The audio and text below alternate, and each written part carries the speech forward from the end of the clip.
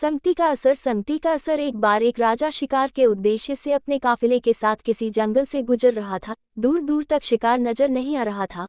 वे धीरे धीरे घनघोर जंगल में प्रवेश करते गए। अभी कुछ ही दूर गए थे कि उन्हें कुछ डाकुओं के छिपने की जगह दिखाई दी। जैसे ही वे उसके पास पहुंचे कि पास के पेड़ पर बैठा तोता बोल पड़ा, पकड़ो पकड़ो, एक राजा आ रहा है, इसके पास बहुत सारा सामान है, लूटो लूटो, जल्दी आओ जल्दी आओ। तोते की आवाज सुनकर सभी डाकू राजा की ओर दौड़ पड़े। डाकुओं को अपनी ओर आते देखकर राजा और उसके सैनिक दौड़कर भाग खड़े हुए। भागते भागते कोसों दूर निकल गए। सामने एक बड़ा सा पेड़ दिखाई दिया। कुछ देर सुस्ताने के लिए उस पेड़ के पास चले गए। जैसे ही पेड़ के पास पहुंचे कि उस पेड़ पर बैठा तोता बोल पड़ा, आओ राजन, हमारे साधु महात्मा की कुटी में आपका स्वागत है, अंदर आइए, पानी पीजिए और विश्राम कर लीजिए। तोते की इस बात को सुनकर राजा हैरत में पड़ गया और सोचने लगा कि एक ही जाति के दो प्राणियों का व्यवहार इतना अलग अलग कैसे हो सकता है। राजा को कुछ समझ नहीं आ रहा था। वह तोते की बात मानकर अंदर साधु की कुटिया की ओर चला गया।